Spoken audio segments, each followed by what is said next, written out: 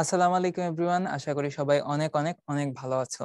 তো আমরা তোমাদের সামনে চলে আসছি আমাদের পদার্থবিজ্ঞান দ্বিতীয় পত্রের অ্যাডভান্স প্রবলেম সলভিং এর ক্লাসে। আজকে আমরা বেসিক্যালি আলোচনা করব পদার্থবিজ্ঞান দ্বিতীয় পত্রের চ্যাপ্টার 9, দ্যাট ইজ আমাদের পরমাণু মডেল এবং নিউক্লিয়ার পদার্থবিজ্ঞান নিয়ে। তোমরা অলরেডি এই চ্যাপ্টারটার মাস্টার ক্লাসগুলো করে ফেলছো আশা করি। সেখানে দেখছো যে এই চ্যাপ্টার থেকে কিন্তু নর্মাল সাধারণ কোশ্চেনই আসলে পরীক্ষায় হয়। তো ওই টাইপেরই কিন্তু একটু ট্রিকি, একটু অ্যাডভান্স, হয়তো বা একটু নতুন কনসেপ্টের কিছু জিনিস তোমাদেরকে আজকে আমরা দেখাবো। ঠিক আছে? তো বেসিক্যালি তোমরা দেখছিলা যে মডার্ন ফিজিক্সের জন্য আমরা কনসেপ্ট অফ মডার্ন ফিজিক্স বইটাকে একটু প্রেফার করছিলাম, অথবা ভৌত আলোক বিজ্ঞানের জন্য আমাদের আইআইটিতে আসা প্রবলেম গুলোকে ফোকাস করেছিলাম, বা চলতরিতের জন্য আমাদের উদ্ভাসের কনসেপ্ট বুক, প্র্যাকটিস বুক বা আইআইটিতে আসা প্রবলেম, তাপগতিবিদ্যার জন্য আমাদের ফান্ডামেন্টাল অফ ফিজিক্স, বিভিন্ন অধ্যায়ের জন্য আমরা সিলেক্টিভ বেশ কিছু কন্টেন্ট তোমাদের সামনে প্রেজেন্ট করছি। তো তারই ধারাবাহিকতায় এই অধ্যায়টিতে আমরা প্রিভিয়াস ইয়ারে ইন্ডিয়ান যে ইঞ্জিনিয়ারিং ইউনিভার্সিটি গুলোর অ্যাডমিশন টেস্ট আছে, সেটা হচ্ছে আইআইটি অ্যাডমিশন টেস্ট বা জেইই মেইন, সেখান থেকে বেশ কিছু কোশ্চেন কালেক্ট করে তোমাদের সামনে উপস্থাপন করতেছি। তো চলো কথা না বাড়িয়ে শুরু করি। তো দেখো, তোমরা কম বেশি সবাই জানো যে আমাদের তেজস্ক্রিয়তাতে কি কি জিনিসপত্র আছে, যে ডিএন বাই ডিটি সমান সমান মাইনাস ল্যামডা এন। এইখানে আমি একটু কথাবার্তা বলবো, এই কোশ্চেনে আমরা একটু পরে যাচ্ছি। হ্যাঁ, তোমরা জানো যে ডিএন বাই ডিটি এটা মানে কি? এটা মানে হচ্ছে একক সময়ে কতগুলো পরমাণু ক্ষয় হচ্ছে, তাই না? একক সময় কতগুলো পরমাণু ক্ষয় হচ্ছে। পরমাণু ক্ষয় হওয়ার যে প্রবণতা, সেটাই কিন্তু আসলে তেজস্ক্রিয়তা। আর তেজস্ক্রিয়তার ইংলিশটা কি? Radio activity. সো রেডিও অ্যাক্টিভিটিকে আমরা কিভাবে মেজার করে থাকি? ডিএন বাই ডিটির সাপেক্ষে। সো এটাকে তুমি যদি, এটার নাম যদি তুমি রেডিও অ্যাক্টিভিটি বলো, খুব একটা ভুল হবে না। ঠিক আছে, এটার নাম যদি তুমি রেডিও অ্যাক্টিভিটি হিসেবে আখ্যায়িত করতে চাও, খুব একটা ভুল হবে না। এটার নাম আমরা রেডিও অ্যাক্টিভিটি বা তেজস্ক্রিয়তার হার বলে থাকি আর কি, রেট অফ রেডিও অ্যাক্টিভিটি বা তেজস্ক্রিয়তা।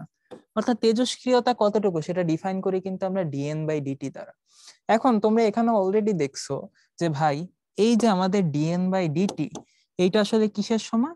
এই ডিএন বাই ডিটি আমাদের হচ্ছে গিয়ে ল্যামডা এন এর সমান। আমরা অঙ্ক করার ক্ষেত্রে মাইনাসটা দিলেও হয়, না দিলেও হয়, অঙ্ক যেহেতু করব, মাইনাস নিয়ে ঝামেলার দরকার কি, ঠিক তাই না? আচ্ছা, সো ডিএন বাই ডিটি সমান সমান হচ্ছে ল্যামডা এন। তার মানে এখানে একটা ব্যাপার খুব মনোযোগ দিলে তোমরা লক্ষ্য করবা যে আমাদের রেডিও অ্যাক্টিভিটি বা তেজস্ক্রিয়তা আসলে কিসের উপর ডিপেন্ড করতেছে। কোন একটা মুহূর্তে আমাদের রেডিও অ্যাক্টিভিটি ডিপেন্ড করে কার উপর? ওই মুহূর্তে অক্ষত পরমাণু সংখ্যার উপর। কিসের উপর? ওই মুহূর্তে অক্ষত পরমাণু সংখ্যা, দ্যাট ইজ ক্যাপিটাল এন এর উপর। ঠিক আছে, আমি একটু লিখে দেই। অক্ষত, অক্ষত বলতে পারো, বা ওই মুহূর্তে উপস্থিত পরমাণু সংখ্যার উপর বলতে পারো। উপস্থিত উপস্থিত পরমাণু, উপস্থিত পরমাণু সংখ্যার উপর। ওকে, আমরা এটা দেখে ফেললাম যে উপস্থিত পরমাণু সংখ্যার উপর। এখন তোমাকে যদি বলি যে ধরো উপস্থিত পরমাণু সংখ্যা অর্ধেক হয়ে গেছে, উপস্থিত পরমাণু সংখ্যা যদি অর্ধেক হয়ে যায়, আমাদের রেডিও অ্যাক্টিভিটি কিন্তু কি হয়ে যাবে? অর্ধেকই হয়ে যাবে। কারণ তোমরা জানো এই যে এখানে যে ল্যামডাটা দেখতে পাচ্ছ না, এই ল্যামডাটা কি বলতো দেখি? ল্যামডাটা হচ্ছে তেজস্ক্রিয়তা ধ্রুবক বা অবক্ষয় ধ্রুবক, তাই না? ইতিমধ্যেই তোমরা পড়ছো। সো বেসিক্যালি এই ল্যামডাটা হচ্ছে একটা কনস্ট্যান্ট। কনস্ট্যান্ট। আর এই ল্যামডার ভ্যালুটাকে আমরা কিভাবে লিখতে পারি? দেখো, এই ল্যামডার ভ্যালুটাকে আমরা দুই ভাবে লিখতে পারি। একটা হচ্ছে টি হাফ সমান সমান ln2 বাই ল্যামডা। এখান থেকে তুমি বলতে পারো যে ভাই ল্যামডা সমান সমান ln2 divided by T half, একই কথা, তাই না? আবার গড় গড় আয়ুর সাপেক্ষেও তুমি কিন্তু ল্যামডাটাকে প্রকাশ করতে পারো। তো যাই হোক, এটা একটা কনস্ট্যান্ট ভ্যালু। দেখবা মেজরিটি অঙ্কে তোমাদের টি হাফ দিয়ে দেওয়া থাকবে, তোমার হয়তো ল্যামডা বের করতে হচ্ছে, কখনো বা ল্যামডা দেয়া আছে, টি হাফ বের করতে হচ্ছে। দিন শেষে এটা একটা কনস্ট্যান্ট। তো যাই হোক, এখান থেকে বুঝতে পারতেছো তোমার রেডিও অ্যাক্টিভিটি আসলে কিসের সমানুপাতিক? উপস্থিত পরমাণু সংখ্যার সমানুপাতিক। তো এই কনসেপ্টটা একটু মাথায় রাখবা। আমরা পরের স্লাইড থেকেই না হয় আমাদের এই প্রবলেমটা সলভ করি। দেখো, আমরা এই প্রবলেমটা আসি। দেখো এখানে কি বলছে, এ এবং বি দুইটা তেজস্ক্রিয় নমুনার অর্ধায়ু যথাক্রমে 20 মিনিট এবং 40 মিনিট। খুবই ভালো কথা। তো দুইটা টি হাফ দেওয়া আছে, তো আমরা একটু লিখি টি হাফ অফ এ সমান সমান কত মিনিট? 20 মিনিট। এবং টি হাফ অফ বি সমান সমান কত? 40 মিনিট। লিখলাম এক কোণায়। বলছে প্রত্যেকটা নমুনার শুরুতেই সমান সংখ্যক পরমাণু ছিল, অর্থাৎ এ এবং বি উভয়ের শুরুতে আমরা ধরে নেই, একটু তোমাদের জন্য লিখেই দেই, সেটা হচ্ছে আমরা ধরে নিচ্ছি এ এবং বি, এ ও বি উভয়েরই উভয়েরই উভয়েরই শুরুতে শুরুতে পরমাণু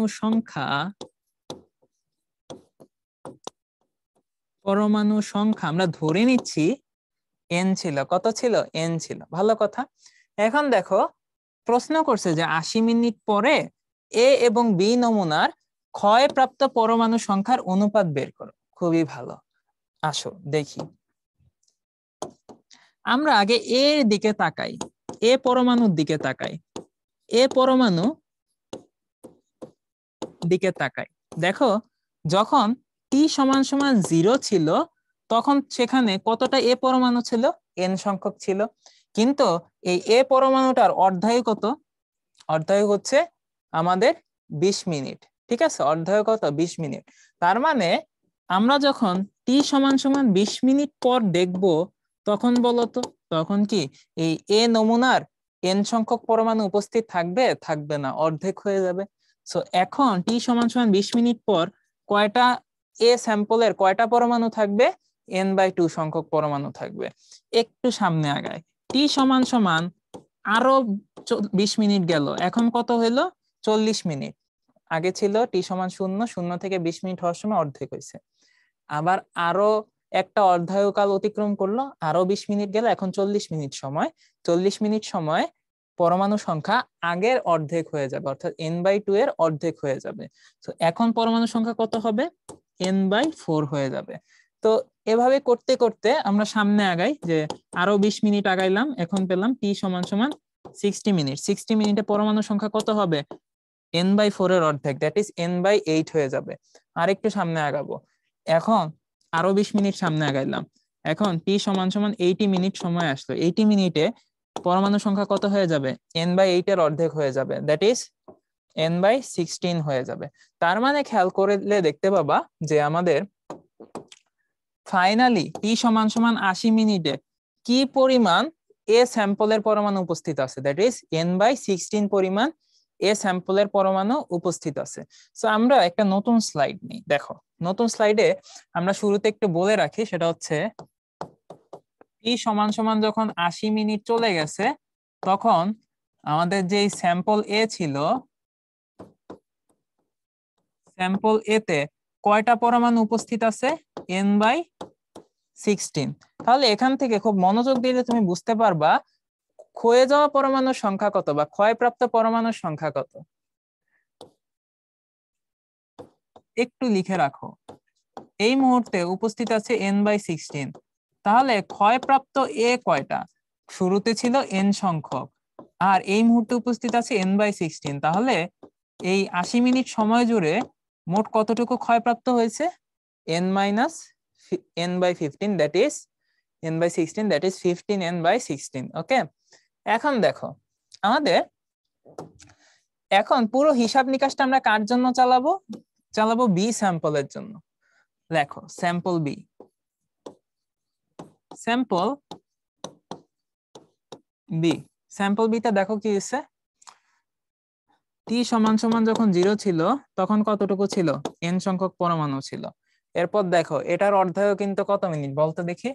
40 মিনিট। সো এখানে তোমাকে 40 মিনিট পর পর হিসাব করতে হবে। যখন ছিল টি সমান সমান 40 মিনিট তখন পরমাণু সংখ্যা কত হবে? n/2 হবে। আরেকটু সামনে আগাও, টি সমান সমান কত? 80 মিনিট। 80 মিনিট পরমাণু সংখ্যা কত হবে? n/4 হয়ে যাবে। তাহলে দেখো 80 মিনিট পর বি স্যাম্পলে কয়টা পরমাণু থাকতেছে? n/4 সংখ্যক পরমাণু। তার মানে থাকতেছে n/4, ক্ষয়প্রাপ্ত হচ্ছে কয়টা?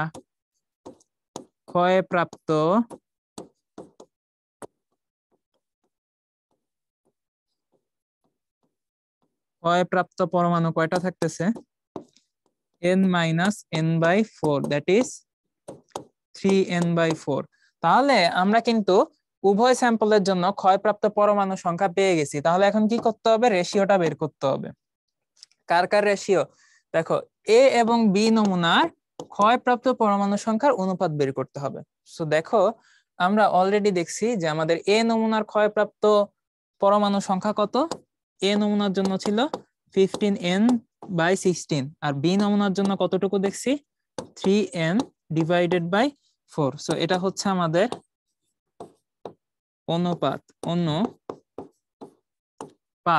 অনুপাতটা যদি তুমি দেখো, এখানে আসবে 15n/16, নিচে আসবে হচ্ছে 3n/4, এখানে আসবে 15n/16, এখানে আসবে 4/3n।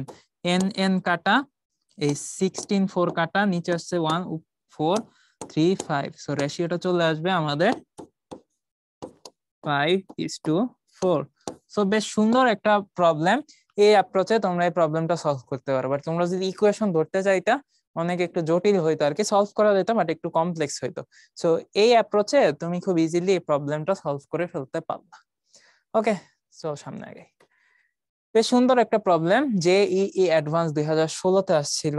চলো দেখি কি বলছে। একটা গবেষণাগারে 18 দিন অর্ধায়ু বিশিষ্ট একটা তেজস্ক্রিয় পদার্থ সৃষ্টি করা হলো। তার মানে এখান থেকে বলেই দিচ্ছে যে আমাদের টি হাফ কত বলতো দেখি?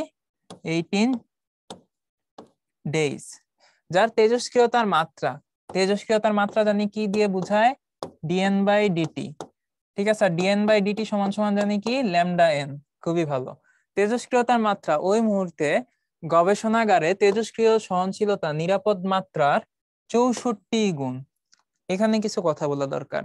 যে কোনো একটা ল্যাবরেটরিতে যখন সায়েন্টিফিক কম্পোনেন্ট নিয়ে কাজ করা হয়, সেখানে রেডিও অ্যাক্টিভ স্যাম্পলের বেশ একটা নিরাপদ মাত্রা ফিক্স করা থাকে। তো নিরাপদ মাত্রার চাইতে রেডিও অ্যাক্টিভিটি যদি বেশি থাকে, সেক্ষেত্রে সেটা নিরাপদ না।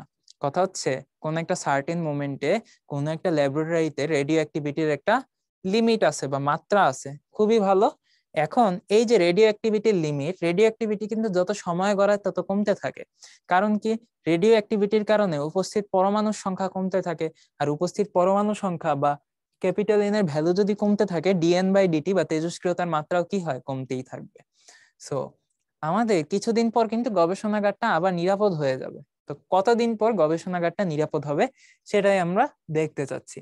তো শুরুতে আমরা ধরে নিচ্ছি যে ওইখানে তেজস্ক্রিয় পরমাণু আছে লেটস সে n সংখ্যক। ঠিক আছে, n সংখ্যক তেজস্ক্রিয় পরমাণু আছে ইনিশিয়ালি n সংখ্যক তেজস্ক্রিয় পরমাণু আছে। আর কিছুদিন পরে সে যখন সেফটি লেভেলে চলে গেল, তখন ধরো প্রথমে ছিল n0 পরিমাণ তেজস্ক্রিয় পরমাণু ইনিশিয়ালি। কিছুদিন পর সে যখন সেফটি লেভেলে পৌঁছায় গেল পরমাণু সংখ্যা কমতে কমতে, তখন আমরা ধরে নিচ্ছি যে তখন পরমাণু ছিল হচ্ছে ns পরিমাণ। ওকে, সো ইনিশিয়ালি n0 পরিমাণ পরমাণু সেখানে উপস্থিত ছিল। খুবই ভালো কথা। এখন ইনিশিয়ালি তেজস্ক্রিয়তাটা কত ছিল? ধরে নিচ্ছি ইনিশিয়াল যে তেজস্ক্রিয়তা, সেটাকে আমরা dn/dt ইনিশিয়াল বা আই দ্বারা লিখি। dn/dt নিচে আই সাবস্ক্রিপ্ট, এটা সমান সমান কি লেখা যায়? সমান সমান লেখা যায় ল্যামডা n নট। খুবই ভালো। এখন ফাইনালি সেফটি লেভেলে আমাদের যে তেজস্ক্রিয়তা, সেটাকে আমরা কিভাবে লিখতে পারি? dn/dt, এটাকে আমরা s সাবস্ক্রিপ্ট দ্বারা লিখি সেফটি লেভেল বুঝাইতে, সমান সমান হচ্ছে ল্যামডা n s। ওকে, এই পর্যন্ত আশা করি তোমরা বুঝে ফেলছো। এখন আমাদের কোশ্চেন অনুসারে কি বলছে? কোশ্চেন অনুসারে বলছে যে প্রথমে যে তেজস্ক্রিয়তাটা ছিল সেটা হচ্ছে এই ভ্যালুটা dn/dt আই, আর পরে যে তেজস্ক্রিয়তাটা ছিল that is dn/dt of s। এই দুটার রেশিও কত? একটা আরেকটা 64 গুণ। অর্থাৎ অ্যাকর্ডিং টু কোশ্চেন বা প্রশ্ন মতে আমরা কি লিখতে পারি? প্রশ্ন মতে আমরা লিখতে পারি dN/dt ইনিশিয়ালি যে তেজস্ক্রিয়তাটা ছিল সেটা হচ্ছে 64 গুণ। কার 64 গুণ? সেফটি লেভেলে তেজস্ক্রিয়তার 64 গুণ। ঠিক আছে, সেফটি লেভেলে তেজস্ক্রিয়তার 64 গুণ। সো এটাকে আমরা ভ্যালু টেলে ইনপুট করে দেই। এটাকে আমরা ল্যামডা এন নট এর সাহায্যে লিখছিলাম, আর এই পাশে এটাকে আমরা ল্যামডা এন এস এর সাহায্যে লিখছিলাম। ল্যামডা ল্যামডা কাটো, এখান থেকে আমরা লিখতে পারি এন নট সমান সমান 64 এন এস। ঠিক আছে, সো আমরা কিন্তু একটা সুন্দর ইকুয়েশন অলরেডি বের করে ফেলছি। একটু সামনে আগে পরের স্লাইডে পুরো ম্যাথটা সলভ করি। দেখো এখানে কি বলছে, আমরা প্রিভিয়াস স্লাইডে দেখছিলাম যে আমাদের এন নট সমান সমান আসতেছিল কত? 64 এন এস। অর্থাৎ এখান থেকে আমরা কি লিখতে পারি? আমাদের N naught by N S সমান সমান কত লেখা যায় বলতো দেখি? 64। এখন আর প্রশ্ন মতে আরেকটা ব্যাপার আছে, এই যে পরমাণুটা চেঞ্জ হইলো, পরমাণুর সংখ্যা চেঞ্জ হইলো, সেফটি লেভেলে পৌঁছাইলে, এই সেফটি লেভেলে পৌঁছাইতে কতদিন সময় লাগছে সেটাই আমাকে বের করতে হবে। একটা মজার ইনফরমেশন দেওয়া আছে, এই জিনিসটার অর্ধায়ু কত ছিল? 18 দিন ছিল এর অর্ধায়ু। তাহলে আমরা একটা ইকুয়েশন পড়ছিলাম, সেটা হচ্ছে দেখো এল এন ইনিশিয়াল পরমাণু এন নট ডিভাইডেড বাই কোন একটা মুহূর্তে উপস্থিত পরমাণু এন এস সমান সমান ল্যামডা ইনটু টি। এই টিটাই কিন্তু আমাকে বের করতে হবে। কত সময় পর আমার তেজস্ক্রিয়তার মাত্রাটা 64 গুণ হ্রাস পেয়ে সেফটি লেভেলে যাচ্ছে। সো দেখো এই N naught by N S এর ভ্যালুটা কত? 64 বসায় দিলাম। ল্যামডার পরিবর্তে জানি কি লেখা যায়? ln2 by T half into T. এটাকে আমরা সলভ করব। চলো এটাকে সলভ করলে কি পাবো?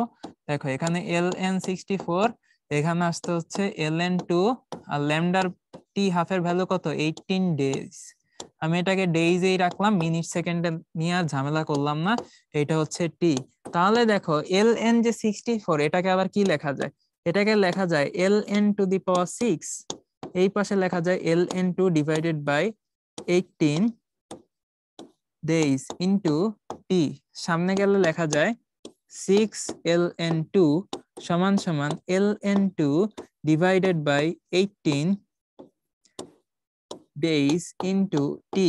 এখান থেকে তুমি কি করতে পারবা? তুমি একটা কাজ করতে পারবা, সেটা হচ্ছে এই যে দেখো ln2 কি কাটা থাকলো, বাকি কি এই টি সমান সমান 18 গুণন 6 ডেজ। দেখছো তেমন কোনো ক্যালকুলেশন ছাড়াই জাস্ট একটা প্রসেস অনুযায়ী আগাইলে তুমি হচ্ছে আনসারটা পেয়ে গেলা, যে 108 দিন পর ওই ল্যাবটা বা পরীক্ষাগারটা তার সেফটি লেভেলে পৌঁছাইতে পারবে। সো এটাই হচ্ছে আমাদের আনসার।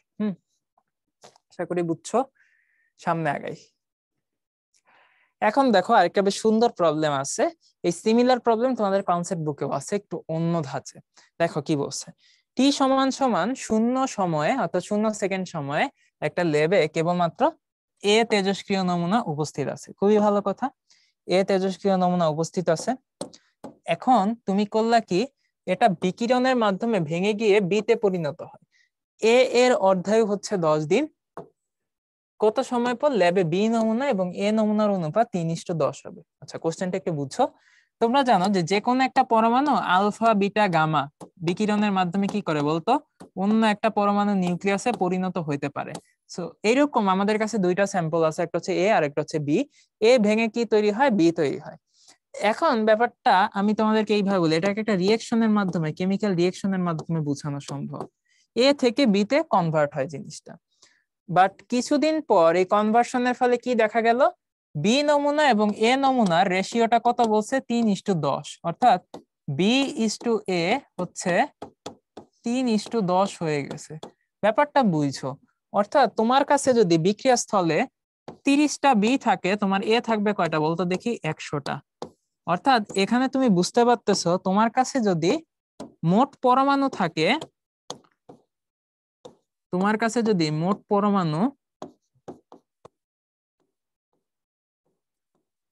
পরমাণু থাকে 130টা, তাহলে তার ভিতরে স্যাম্পল এ তে কয়টা থাকবে? স্যাম্পল এ তে থাকবে হচ্ছে 100টা। আর স্যাম্পল বি তে কয়টা থাকবে? স্যাম্পল বি তে থাকবে হচ্ছে 30টা। এটা একটু মাথায় রাখো। বাট এই যে আমাদের ইনফরমেশন গুলা কখন অ্যাভেইলেবল হচ্ছে? কিছুদিন যাওয়ার পর বা কিছু সময় যাওয়ার পর। লেটস সে আমাদের এই সময়টা বের করতে হবে যে কত সময় যাওয়ার পর স্যাম্পলের রেশিওটা এমন পাওয়া যাচ্ছে যখন আমরা 130টা পরমাণুকে কাউন্ট করতেছি। সো আমাদের এখানে আমরা বলতে পারি যে টি সময় পর আমাদের এ আছে কয়টা? 100টা। বি আছে কয়টা বলতো দেখি? 30টা। এখন আগাই সামনে। তার মানে আমাদের মোট প্রথমে পরমাণু ছিল কয়টা? 130টা। এখন বলো তো বিক্রিয়া স্থলে একদম শুরুতে কোনো বি ছিল না। যত বি তৈরি হয়েছে কার মাধ্যমে তৈরি হয়েছে? এ তেজস্ক্রিয় নমুনার বিকিরণের মাধ্যমে তৈরি হয়েছে। তার মানে শুরুতে এই 30 যোগ 100 130টা পরমাণু কার ছিল? আমাদের এই এ স্যাম্পলটা ছিল। সো ইনিশিয়ালি বা শুরুর কথা যদি আমি বলি, দ্যাট ইজ শুরুতে পুরো পরমাণু যা কার ছিল? এ স্যাম্পলের ছিল, বি এর কোনো কিছুই ছিল না। কিন্তু একটু পরে ভাঙন সৃষ্টি হইলো। ভাঙন, কার ভাঙন সৃষ্টি হয়েছে? এর ভাঙন তৈরি হয়েছে বা এর কি বলা হয়? তেজস্ক্রিয়তা তৈরি হয়েছে। তেজস্ক্রিয়তার কারণে এ থেকে 30টা বিতে কনভার্ট হয়ে গেছে। সো এতে হয়েছে -30 আর বিতে কয়টা হয়েছে? +30 হয়েছে। সো 130টা আগে ছিল, 30টা ভেঙে গেছে, এখন 100টা আছে। আর এখন আগে বিতে ছিল 0টা, এখন 30টা অ্যাড হয়েছে, বর্তমানে 30টা আছে। সো এই হচ্ছে কি আমাদের সেটআপ। এখান থেকে বেশ ক্রিটিক্যাল দুইটা ইনফরমেশন তুমি বের করে আনতে পারবা। কি ইনফরমেশন? দেখো, এখান থেকে তুমি তেজস্ক্রিয় নমুনার শুরুতে মোট পরমাণু সংখ্যা কত ছিল? 130টা ছিল। সো 130টা আমাদের কিসের মান বলতো দেখি? এন নটের মান। আমাদের এন নটের মান হচ্ছে গিয়ে 130। আর আমরা আমাদের ওই যে একটা সমীকরণ আছে না, that is L N, N naught by N সমান সমান কি বলতো দেখি? Lambda T. এইখানে এন নট হচ্ছে একদম শুরুতে উপস্থিত পরমাণু সংখ্যা, দ্যাট ইজ 130। এবং টি সময় পর আমাদের এ স্যাম্পলের কয়টা পরমাণু উপস্থিত আছে? এ স্যাম্পলের এন সংখ্যক পরমাণু উপস্থিত আছে। তাহলে নট এর ভ্যালু ছিল 130 আর শুধু এন এর ভ্যালু হচ্ছে 100। এই ইনফরমেশন গুলোকে কাজে লাগিয়ে আমরা এখন বাকি ম্যাথটা সলভ করে ফেলতে পারবো। That is L N naught by N সমান সমান ল্যামডা টি। এখান থেকে লিখতে পারি এল এন, এন নট কত? 130, এন কত? 100 সমান সমান ল্যামডা হচ্ছে L N two by T half into T সমান সমান এল এন 13/10 আর এখানে আসবে এল এন টু। আর অর্ধায় কত দেওয়া আছে ভাই? অর্ধায় দেওয়া আছে এটার 10 দিন। সো এখানে আমরা 10 ডেজ লিখে রাখি, 10 ডেজ ইন্টু টি। সো দেখো আমরা টি এর ভ্যালু বসাইলেই কিন্তু পেয়ে যাব। কত পাবো? এখানে আসবে L N 1.3 into 10 divided by L N two. এখানে চলে আসবে আমাদের ডেইজ। ঠিক আছে? সো টি এর ভ্যালু যদি তুমি বসায় ফেলো দেখবা আনসারটা চলে আসতেছে। চলো আমরা ক্যালকুলেট করেই দেখি যে আনসারটা কত আসে। তোমরা আমার সাথে সাথে ক্যালকুলেট করো। এখানে আমার আসতেছে L N 1.3 into 10 divided by L N two. Answer আসবে হচ্ছে আমাদের 3.785 ডেইজ। যেহেতু আমি ডেতে রাখছিলাম এখানে আনসারটা ডেইজই আসবে। সো এইভাবে আমরা এই প্রবলেমটা সলভ করে ফেললাম। এখন দেখো আমাদের বেশ মজার একটা প্রবলেম। তোমরা যখন নিজেরা অনার্স লেভেলের ইঞ্জিনিয়ারিং ভার্সিটি গুলো অ্যাডমিট হবা তখন দেখবা যে তোমাদের ফিজিক্স ল্যাবের একটা কোর্স আছে। তো সেই ল্যাবে তোমাদের হচ্ছে এই তেজস্ক্রিয়তা মাপার একটা ল্যাব করতে দেওয়া হবে। তেজস্ক্রিয়তা ল্যাবে আমরা কিভাবে মাপি হচ্ছে নিউক্লিয়ার কাউন্টারের মাধ্যমে। নিউক্লিয়ার কাউন্টার জিনিসটা হচ্ছে আমরা দেখছিলাম যে তেজস্ক্রিয়তা মাপার জন্য আমরা যে প্যারামিটারটা ইউজ করি সেটা হচ্ছে dN/dt। এটাকে আমরা নাম দিয়েছিলাম হচ্ছে রেডিও অ্যাক্টিভিটি।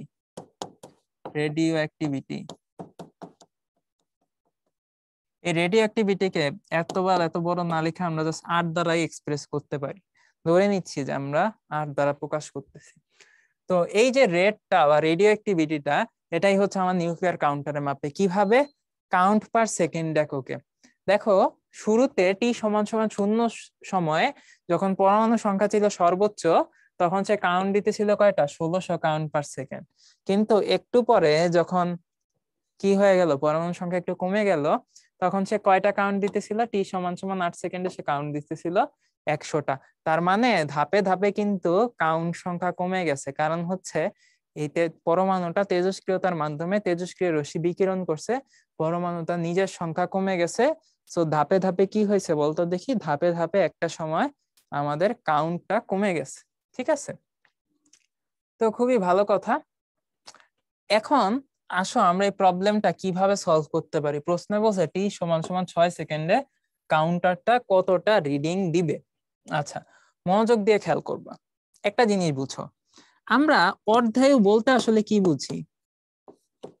অর্ধায়ু অর্ধায়ু বলতে আমরা বুঝি যে যে সময় পর, অর্ধায়ুকে আমরা টি হাফ দ্বারা প্রকাশ করি। টি হাফ মানে হচ্ছে যে সময় পর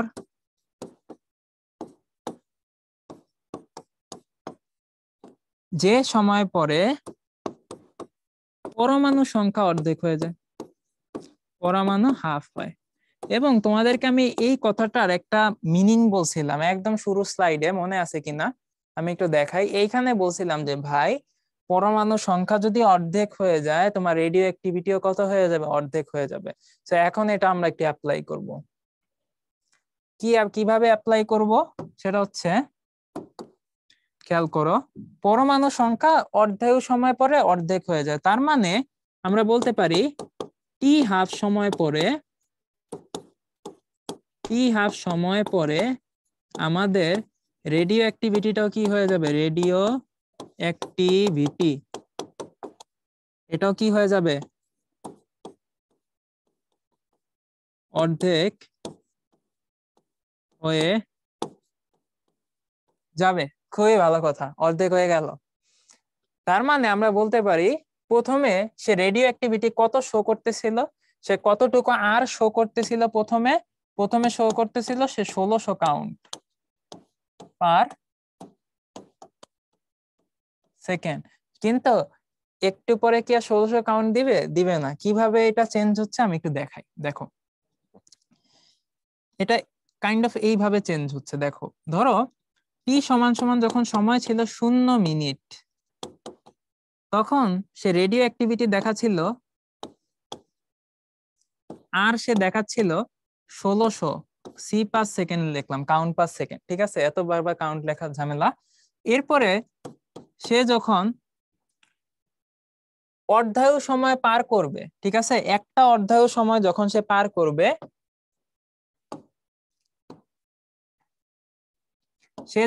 একটা অর্ধায়ু সময় পার করবে, একটা টি হাফ পার করবে এখান থেকে, তাইলে নতুন সময় কত হলো? টি সমান সমান টি হাফ। অর্থাৎ একটা অর্ধায়ু দেওয়ার পর ওর রেডিও অ্যাক্টিভিটি কিন্তু কমে যাবে।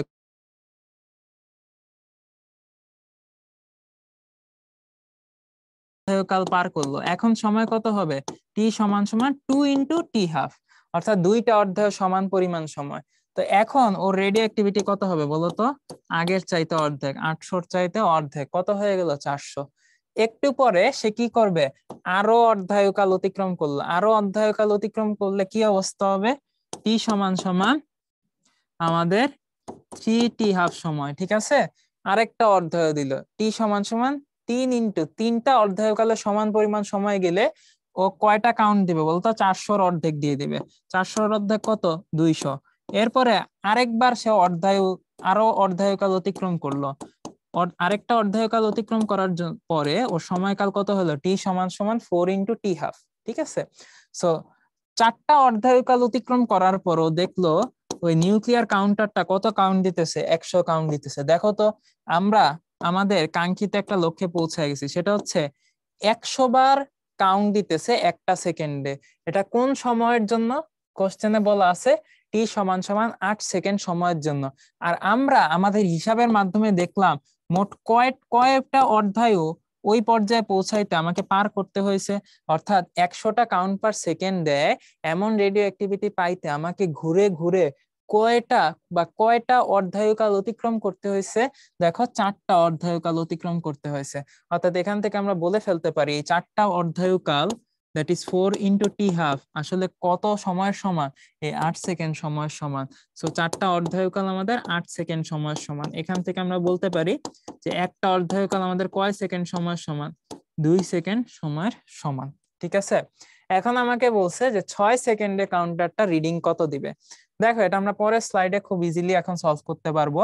আমরা দেখছিলাম টি সমান সমান যখন ছিল 0, একটু পরে আমরা দেখছিলাম টি সমান সমান হয়ে গেছিল টি হাফ, একটু পরে আমরা দেখছিলাম টি সমান সমান কত নিছিলাম? 2 টি হাফ, একটু পরে আমরা টি সমান সমান নিছিলাম 3 টি হাফ, একটু পরে আমরা নিছিলাম টি সমান সমান 4 টি হাফ।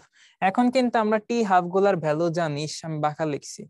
আচ্ছা দেখো সমস্যা নাই, টি হাফ গুলার ভ্যালু জানি কিভাবে? এখানে আমরা টি হাফ সমান সমান কত বলতে পারি? 2 সেকেন্ড, বাট এখানে গেছে 2টা টি হাফ পরিমাণ, দ্যাট ইজ 4 সেকেন্ড। এখানে কত? 6 সেকেন্ড। এখানে কত? 8 সেকেন্ড। তো কোশ্চেন আমাকে বলছে সে 6 সেকেন্ডে কয়টা কাউন্ট দেয়। 6 সেকেন্ডে কয়টা কাউন্ট দেয় মানে হচ্ছে আমাকে টি সমান সমান 3 টি হাফ সময় অর্থাৎ 6 সেকেন্ড সময় আমাকে রেডিও অ্যাক্টিভিটিটা মাপতে হবে। সো এই রেডিও অ্যাক্টিভিটি মাপামাপি আমরা আগেই শেষ করে রাখছি, তাও আমি একটু আরেকবার লিখে দেই, দ্যাট ইজ রেডিও অ্যাক্টিভিটি।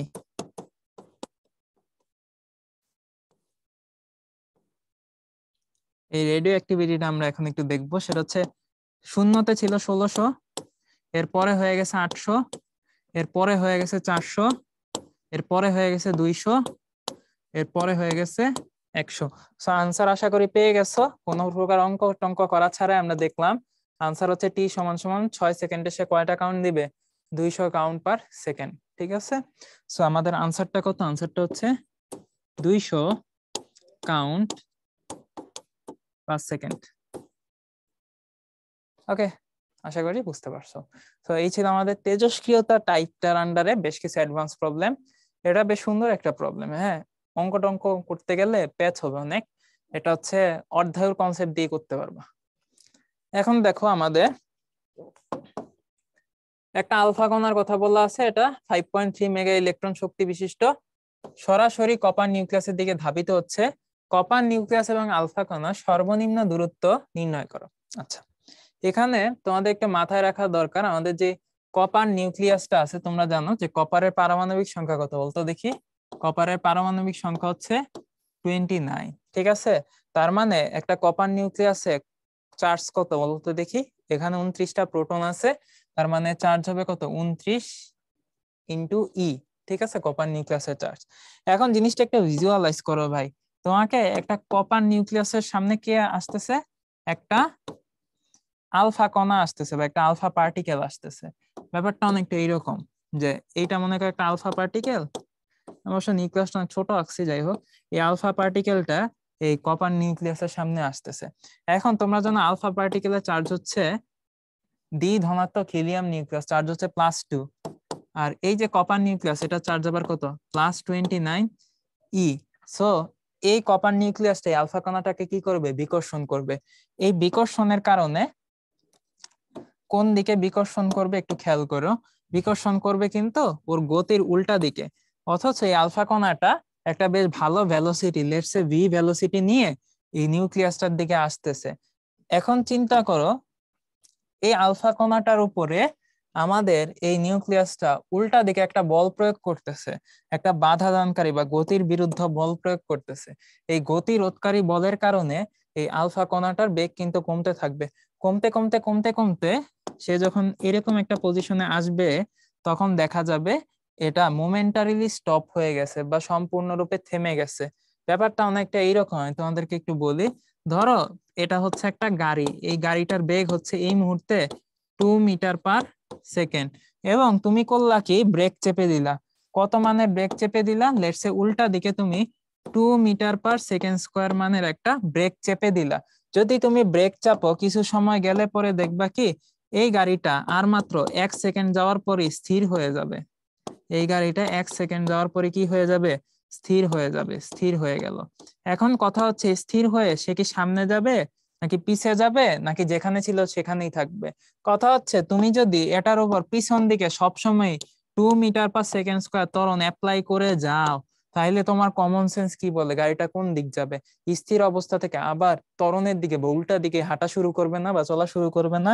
হ্যাঁ, তুমি ঠিকই ধরছো। এই গাড়িটা এরপরে কি করবে, সে হচ্ছে উল্টা দিকে যাওয়া শুরু করবে। উল্টা দিকে গেলে পরে কই যাবে? বাম দিকে যাওয়া শুরু করবে। অর্থাৎ এখানে দুইটা ঘটনা ঘটতেছে। একটা হচ্ছে এইখানে সে সামনে যাচ্ছিল, সামনে যাচ্ছে,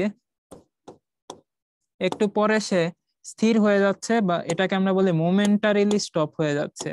মুহূর্তের জন্য স্টপ হচ্ছে, পুরাপুরি না কিন্তু, মোমেন্টারিলি মোমেন্টারিলি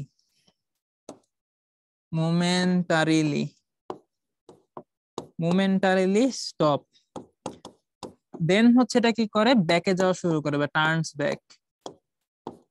ঠিক সিমিলার ওয়েতে এখানে যেমন আমরা মন্দন অ্যাপ্লাই করতেছি, আমাদের ওখানেও কিন্তু বিকর্ষণ কাজ করতেছে আলফা কণার উপর, বা গতির বিরুদ্ধ বল কাজ করতেছে। এটাও সিমিলার ওয়েতে কি করবে, আলফা এই কপার নিউক্লিয়াসটার খুব কাছ দিয়ে যাবে, কিন্তু কাছ দিয়ে গিয়ে এটা আবার টার্ন ব্যাক করবে এইভাবে। অর্থাৎ এই পজিশনে যখন এই আলফা কণাটা ছিল, তখন সেটা কি হয়ে গেছিল, আলফা পার্টিকেলটা এই পজিশনে এসে মোমেন্টারিলি স্টপ হয়ে গেছে, মোমেন্টারিলি বা মুহূর্তের জন্য স্টপ হয়ে গেছে বা থেমে গেছে। তাহলে বলতো এই পয়েন্টের জন্য, এই স্পেসিফিক পয়েন্টটার জন্য আমাদের আলফা কণাটার বেগ ওই মুহূর্তে কত, 0। আলফা কণাটার বেগ ওই মুহূর্তে কত, 0। এবং আমরা ধরে নিচ্ছি এই নিউক্লিয়াসটা থেকে তখন আলফা কণাটার একটা সুনির্দিষ্ট দূরত্ব আছে, সেই দূরত্বটা হচ্ছে গিয়ে আর খুব কাছে, কিন্তু নিউক্লিয়াসটার উপরে পতিত হতে পারে নাই। নিউক্লিয়াসটা খুব কাছে গেছে, কিন্তু নিউক্লিয়াসটার কাছে ভিতরে যাইতে পারে নাই। অর্থাৎ আর দূরত্বে থেকে সে কি করছে, টার্ন ব্যাক করছে। ওকে, আশা করি তোমরা ব্যাপারটা ভিজুয়ালাইজ করতে পারছো। ব্যাপারটা কাইন্ড অফ এরকম, আমি যদি ছবিটা আরেকটু বড় করে এঁকে দেখাই তোমাদেরকে। ধরো নিউক্লিয়াসটা হচ্ছে কি এইটা, এটা হচ্ছে আমাদের নিউক্লিয়াসটা। আলফা কণাটা জাস্ট এইভাবে হয়ে গেছে, এইভাবে টার্ন ব্যাক করছে। তো এই পজিশনে সে যখন ছিল, দেখো নিউক্লিয়াস থেকে ওর কিন্তু একটা সার্টেন ডিস্টেন্স সে বজায় রাখছে, তাই না? একটা সার্টেন ডিস্টেন্স বজায় রাখছে, এই ডিস্টেন্সটা আমাদেরকে বের করতে হবে। এটাই হচ্ছে ওই নিউক্লিয়াস আর আলফা কণার দেখো সর্বনিম্ন দূরত্ব। এটাকে ইংলিশে বলা হয় যে ডিস্টেন্স অফ ক্লোজেস্ট অ্যাপ্রোচ। একটু মাথায় রাখো, ভবিষ্যতে কাজে লাগবে। Distance of closest approach, closest approach. তোমরা যখন নিউক্লিয়ার ফিজিক্স পড়বা তোমাদের হচ্ছে অনার্স লেভেলে, তখন তোমরা আরো ভালো জানতে পারবা। যাই হোক, তো আমাদের টার্গেট হচ্ছে ডিস্টেন্স অফ ক্লোজেস্ট অ্যাপ্রোচটা বের করা। এখন জিনিস খুবই সোজা ভাই। লেটস সে এটা হচ্ছে আমাদের আলফা কণা, এটা হচ্ছে চার্জ 2 ইলেকট্রনের সমান পরিমাণ চার্জ, আর এটা হচ্ছে আমাদের নিউক্লিয়াসটা, কপার নিউক্লিয়াস। এটা চার্জ কত, এটা চার্জ হচ্ছে 29 ইলেকট্রন চার্জের সমান। সো এখন দেখো ইনিশিয়ালি আলফা কণাটার একটা কি আছে বলতে, কি হাই ভেলোসিটি আছে। তাহলে এই মুহূর্তে এটার ভেলোসিটি কত, হাফ mv স্কয়ার। এখন দেখো এইটা, এই আলফা কণাটা কিন্তু আমরা ধরেই নেই যে অনেক দূর থেকে বা অসীম থেকে এই নিউক্লিয়াসটার দিকে নিক্ষেপ করা হয়েছে। এই আলফা কণাটা অসীম থেকে নিউক্লিয়াসের দিকে নিক্ষেপ করা হয়েছে, ঠিক আছে? এখানে অসীম থেকে বা ইনফিনিটি থেকে কথাটা বলা থাকলে ভালোই তো, ইনফিনিটি থেকে নিক্ষেপ করা হয়েছে। তাহলে ইনফিনিটিতে এই আলফা কণা এবং কপার কণার মধ্যে আকর্ষণ বল কত, সরি, এই আলফা কণা এবং কপার কণার ভিতরে বিভব শক্তি কত? তোমরা জানো ইনফিনিটিতে বিভবটা কত, 0। সো আমাদের এই মুহূর্তে যখন এটা ইনফিনিটিতে আছে আলফা কণাটা, আর একটা দাগ দিয়ে বুঝাই দিই, আলফা কণাটা এই মুহূর্তে হচ্ছে এই দাগের বাইরে আছে, সীমারেখার বাইরে আছে, মানে ইনফিনিটিতে আছে। তাহলে এই মুহূর্তে কিন্তু ওর জন্য পোটেনশিয়াল এনার্জি কত, 0। কোনো পোটেনশিয়াল এনার্জি নাই। সো পুরো সিস্টেমে মোট শক্তি এখন কত আছে, হাফ mv স্কয়ার আছে। কিন্তু আলফা কণাটা যখন আস্তে আস্তে সামনের দিকে আসতেছে, তখন ধরো মিনিমাম এই ডিস্টেন্স পর্যন্ত সে আসছে, আসার পরে এদের ভিতরে একটা দূরত্ব তৈরি হয়েছে না, লেটস সে এই দূরত্বটা হচ্ছে গিয়ে আর, এই যে দূরত্বটা আছে তার মানে এদের ভিতরে একটা পোটেনশিয়াল এনার্জি আছে। তো এই মুহূর্তে কি পরিমাণ পোটেনশিয়াল এনার্জি ইনভলভড আছে সেটা আমরা লিখতে পারি ইপি সমান 1/4 pi epsilon naught Q1 Q2 by R। এটাকে যদি আমরা একটু লিখি, Q1 কত আর Q2 কত? তোমরা জানো আলফা পার্টিকেলের চার্জ হচ্ছে 2e, আর ইসের কপারেরটা কত 29e, নিচে হচ্ছে গিয়ে R। ওকে, তাহলে আমরা কিন্তু পোটেনশিয়াল এনার্জি পেয়ে গেলাম। আর এইরকম একটা পজিশনে কি আলফা কণাটা স্থির হয়ে গেছিল না? সো এই পজিশনের বেগটা কত? v সমান সমান 0। সো এই পজিশনে ওর কোনো গতিশক্তি আছে? নাই। তাহলে শুরুতে যখন এই সিস্টেমের সে বাইরে ছিল, মানে ইনফিনিটিতে ছিল, তখন ওর মোট শক্তি কত ছিল? তখন ওর মোট শক্তি ছিল হচ্ছে ½ mv²। বিভব শক্তি ছিল না, 0। এরপরে একটু পরে আমার কপারের দিকে তাকাইলাম, একটু পরে আলফা নিউক্লিয়াসটা আলফা পরমাণু আলফা পার্টিকেলটা কি হয়ে গেছে? স্থির হয়ে গেছে, বা বেগ কত হয়ে গেছে? 0 হয়ে গেছে। কিন্তু এখন কিন্তু পোটেনশিয়াল এনার্জি আছে এই পরিমাণ। সো পোটেনশিয়াল এনার্জিটা কত? 1/4 pi epsilon naught 29 into 2 into E² by R। এখান থেকে আর পেয়ে যাবো আমরা খুব ইজিলি। দেখো ½ mv², গতি শক্তি কত ছিল? 5.3 mega electron volt. 5.3 into 10⁶ into 1.6 into 10⁻⁻19 সমান সমান 1/4 পাই এপসাইলন নট 9 ইন্টু 10⁹9, 29 দুগুণ 58 E² ডিভাইডেড বাই R। এখান থেকে তুমি R এর ভ্যালুটা বের করে নিয়ে আসতে পারবা। সো R সমান সমান আমাদের কত আসতেছে? 9 into 10⁹9 into 58 into 1.6 into 10⁻⁻19 whole square divided by 5.3 into 10⁶ into 1.6 into 10⁻⁻19।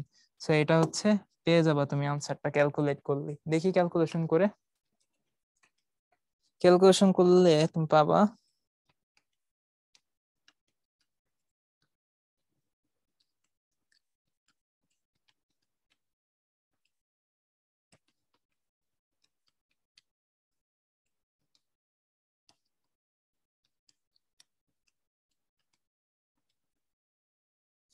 তো যেটা আসতেছে আমাদের সেটা হচ্ছে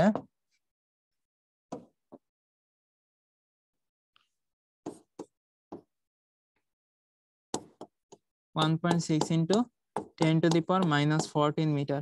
দেখো এই ভ্যালুটা কিন্তু খুবই খুবই খুবই খুবই ছোট, কিন্তু নিউক্লিয়াসের ভিতরে কি এটা প্রবেশ করতে পারছে? পারে নাই। কারণ তোমরা জানো কি না যে আমাদের